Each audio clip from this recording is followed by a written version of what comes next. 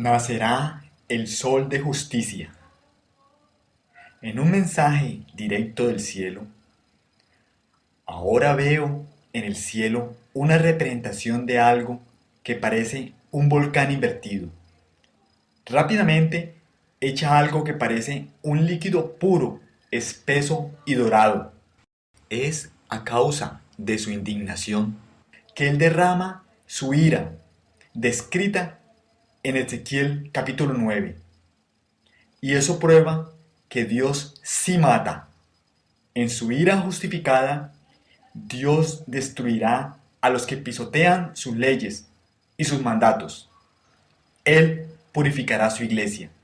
Él es un Dios de promesas.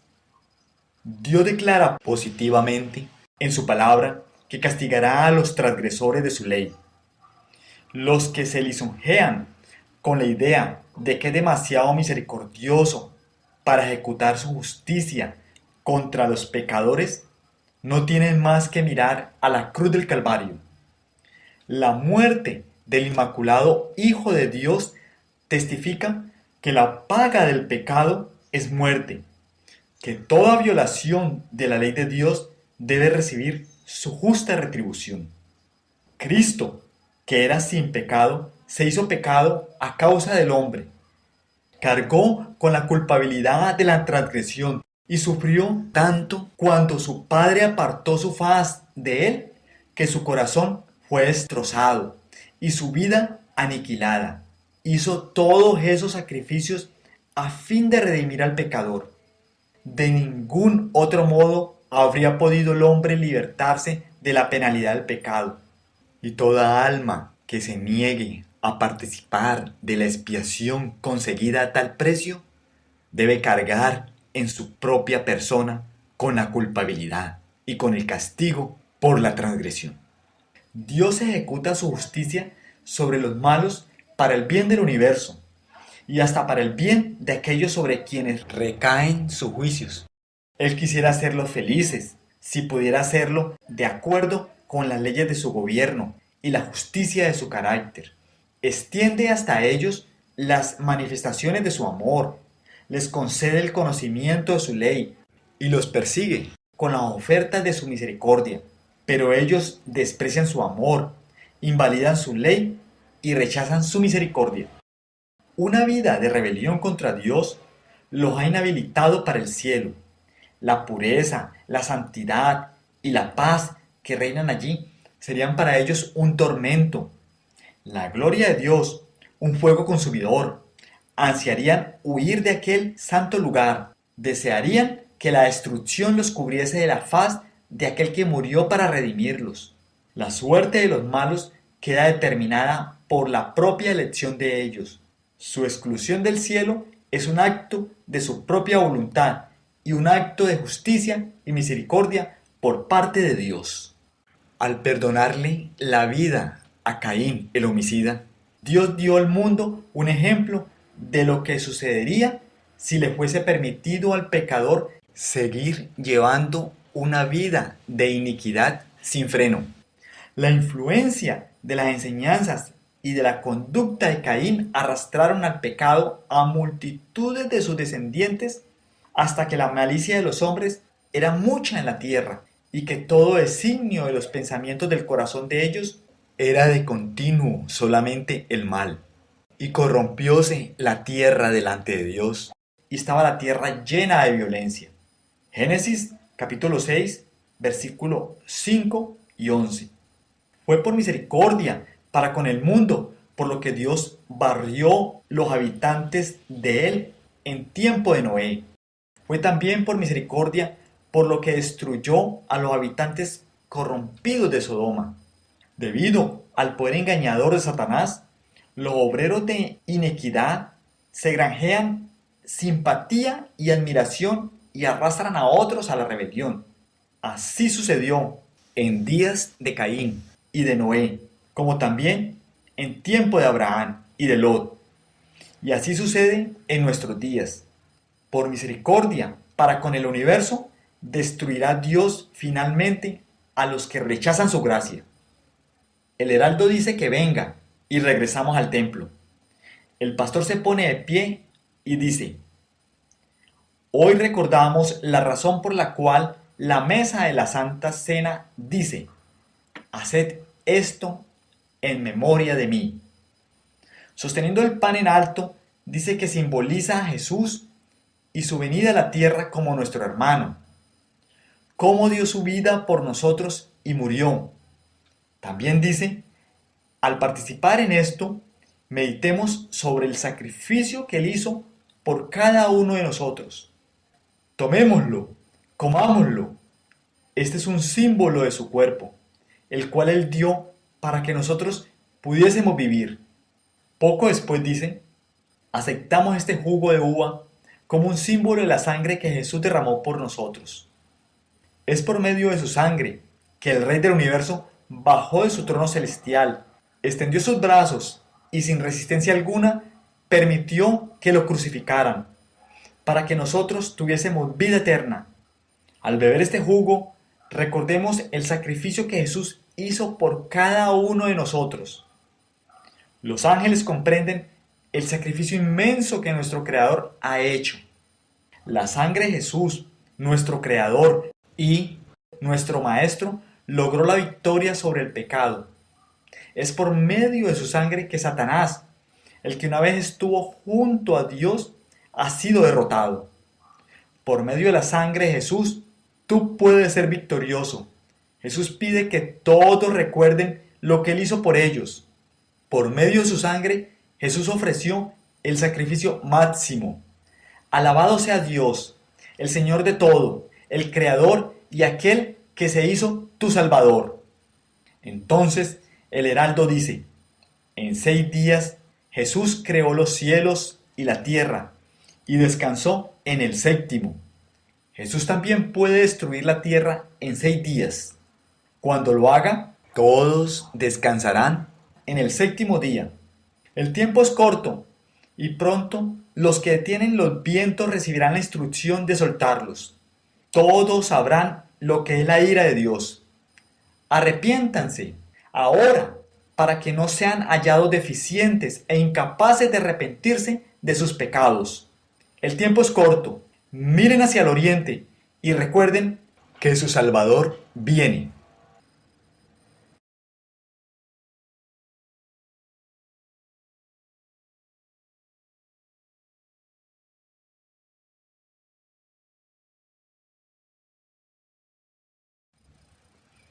Y el séptimo ángel derramó su copa por el aire, y salió una grande voz del templo del cielo, del trono, diciendo: hecho es.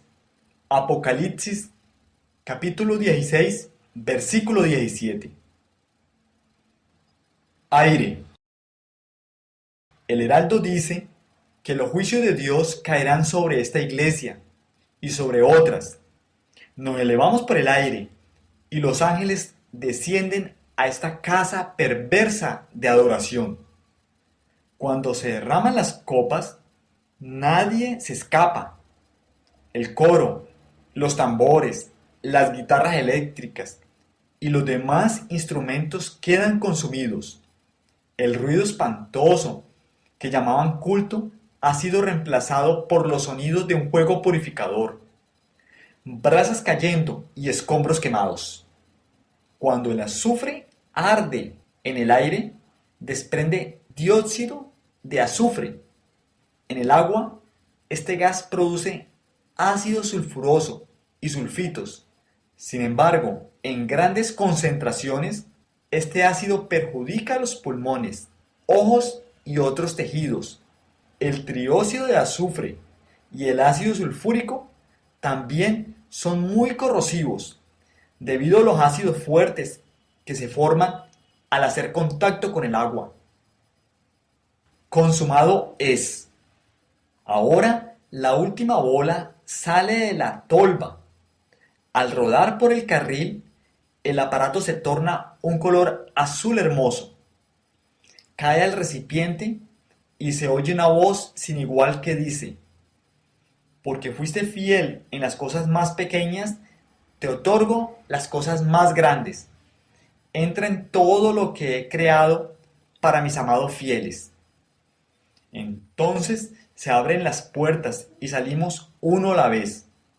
Los otros grupos que estaban atrás notan las puertas abiertas y corren hacia ellas, pero no pueden pasar debido a su equipaje.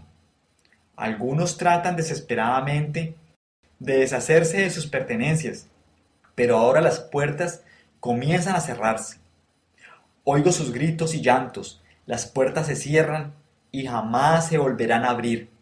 Ahora noto que cada uno de nuestro grupito resplandece con una luz brillante que nos rodea. Lo que acaban de ver y experimentar tiene un significado más profundo. Alcancen a los que puedan, pero sobre todo, prepárense ustedes mismos, porque el tiempo de salida es corto antes de que sean sellados los que van a ser sellados.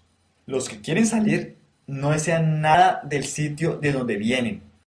Los que salgan dejarán lo que tienen, porque todo les espera. Sean fieles y mantengan sus ojos fijos en el reloj. Entonces vi que Jesús se despojaba de sus vestiduras sacerdotales y se revestía de sus más regias galas. Llevaba en la cabeza muchas coronas, una corona dentro de otra. Rodeado de la hueste angélica, dejó el cielo. Las plagas estaban cayendo sobre los moradores de la tierra. Algunos acusaban a Dios y le maldecían. Otros acudían presurosos al pueblo de Dios en súplica de que les enseñasen cómo escapar a los juicios divinos. Pero los santos no tenían nada para ellos. Muchos deseaban la vida, pero no se esforzaron por obtenerla. No escogieron la vida y ya no había sangre expiatoria para purificar a los culpables, ni Salvador compasivo que abogase por ellos y exclamase: perdona, perdona al pecador durante algún tiempo todavía.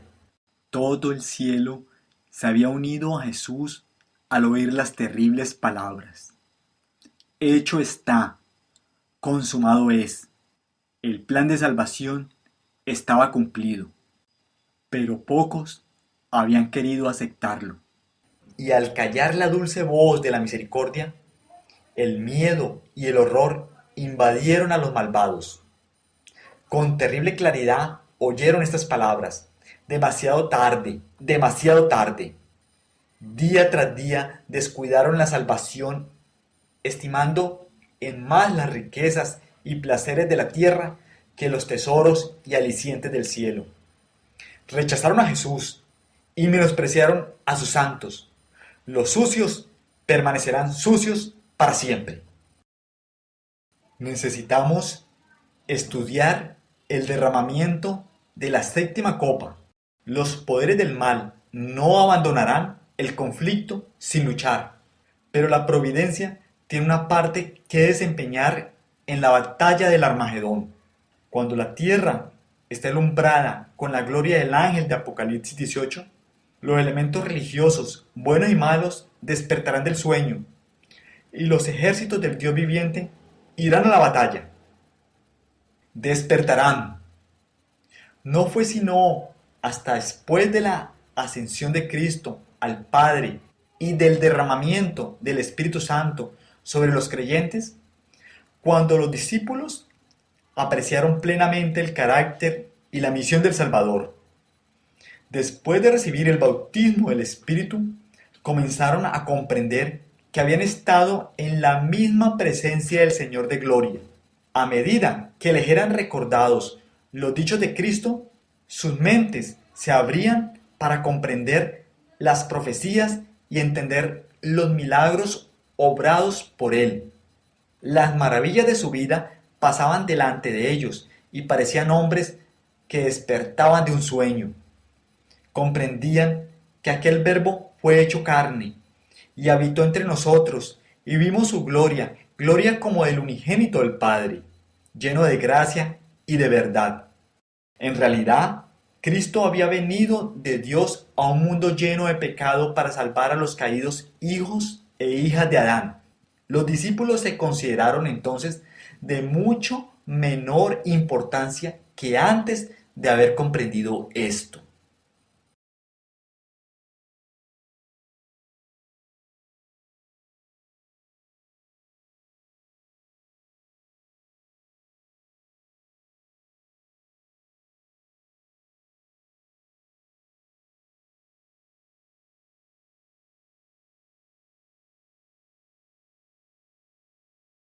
Batalla no es la cantidad de tiempo que trabajamos, sino nuestra pronta disposición y nuestra fidelidad en el trabajo, lo que lo hace aceptable a Dios. En todo nuestro servicio se requiere una entrega completa del yo. El deber más humilde, hecho con sinceridad y olvido de sí mismo, es más agradable a Dios que el mayor trabajo cuando está echado a perder por el engrandecimiento propio. Él mira para ver cuánto del Espíritu de Cristo abrigamos y cuánta de la semejanza de Cristo revela nuestra obra. Él considera mayores el amor y la fidelidad con que trabajamos que la cantidad que efectuamos. Tan solo cuando el egoísmo está muerto, cuando la lucha por la supremacía está desterrada, cuando la gratitud llena el corazón y el amor hace fragante la vida, tan solo entonces Cristo mora en el alma y nosotros somos reconocidos como obreros juntamente con Dios. El cristiano que lo es en su vida privada, en la entrega diaria del yo, en la sinceridad de propósito y la pureza de pensamiento, en la mansedumbre que manifiesta bajo la provocación, en la fe y en la piedad, en la fidelidad en las cosas menores, aquel que en la vida del hogar representa el carácter de Cristo. Tal persona, a la vista de Dios, puede ser más preciosa que el misionero o el mártir mundialmente conocido. Oh, cuán diferentes son las normas según las cuales Dios y los hombres miden el carácter. Dios ve muchas tentaciones resistidas de las cuales el mundo y aun los amigos más cercanos nunca saben nada. Tentaciones en el hogar, en el corazón. Él nota la humildad que siente el alma al ver su propia debilidad, el sincero arrepentimiento hasta de un pensamiento que es malo. Él ve la devoción ferviente a su servicio. Él ha notado las horas de dura batalla con el yo, una batalla que gana la victoria. Todo esto lo saben Dios y los ángeles. Un libro de memoria es escrito ante Él para aquellos que temen a Dios y piensan en su nombre. El Espíritu Santo desarrolla en los hombres los atributos de Dios. Es en la crisis cuando se revela el carácter, cuando la voz fervorosa proclamó a medianoche: «He aquí, el esposo viene, salid a recibirle», y las vírgenes que dormían fueron despertadas de su sueño, se vio quién había hecho la preparación para el acontecimiento. Ambas clases fueron tomadas desprevenidas, pero una estaba preparada para la emergencia y la otra fue hallada sin preparación. Así también, hoy en día, una calamidad repentina o inesperada, algo que pone al alma cara a cara con la muerte, demostrará si uno tiene verdadera fe en las promesas de Dios. Mostrará si el alma es sostenida por la gracia. La gran prueba final viene a la terminación del tiempo de gracia, cuando será demasiado tarde para que la necesidad del alma sea suplida. No podemos estar listos para encontrar al Señor despertándonos cuando se oye el clamor: «He aquí el esposo», y entonces recoger nuestras lámparas vacías para llenarlas. No podemos mantener a Cristo lejos de nuestra vida aquí y sin embargo ser hechos idóneos para su compañerismo en el cielo.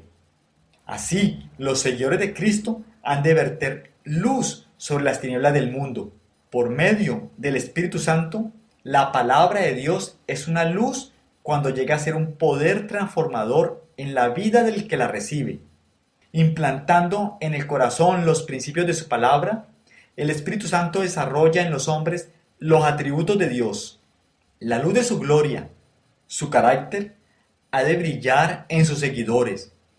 Así ellos han de glorificar a Dios, han de iluminar el camino a la casa del esposo, a la ciudad de Dios, a la cena de bodas del Cordero. La venida del esposo ocurrió a medianoche, es decir, en la hora más oscura. De la misma manera, la venida de Cristo ha de acontecer en el periodo más oscuro de la historia de esta tierra. Los días de Noé y Lot pintan la condición del mundo precisamente antes de la venida del Hijo del Hombre. Las Escrituras, al señalar este tiempo, declaran que Satanás obrará con todo poder y con todo engaño de inequidad. Segunda de Tesalonicenses, capítulo 2, versículos 9 y 10. La gran apostasía se desarrollará hasta llegar a las tinieblas de la medianoche, impenetrables como negro saco de silicio. Para el pueblo de Dios será una noche de prueba, una noche de lloro, una noche de persecución por causa de la verdad. Pero en medio de esa noche de tinieblas brillará la luz de Dios. Él hizo que de las tinieblas resplandeciese la luz. Segunda de Corintios, capítulo 4, versículo 6. He aquí, dicen las Escrituras, que tinieblas cubrirán la tierra y oscuridad los pueblos, mas sobre ti nacerá Jehová, y sobre ti será vista su gloria. Isaías, capítulo 60, versículo 2. El mundo está envuelto por las tinieblas de la falsa concepción de Dios. Los hombres están perdiendo el conocimiento de su carácter, el cual ha sido mal entendido y mal interpretado. En este tiempo ha de proclamarse un mensaje de Dios, un mensaje que ilumine con su influencia y salve con su poder. Su carácter ha de ser dado a conocer. Sobre las tinieblas del mundo ha de resplandecer la luz de su gloria, de su bondad, su misericordia y su verdad. La luz del sol de justicia ha de brillar en buenas obras, en palabras de verdad y hechos de santidad. El mensaje de esperanza y misericordia ha de ser llevado a los confines de la tierra. El que quiere puede extender la mano y asirse del poder de Dios y hacer paz con él, y hallará paz.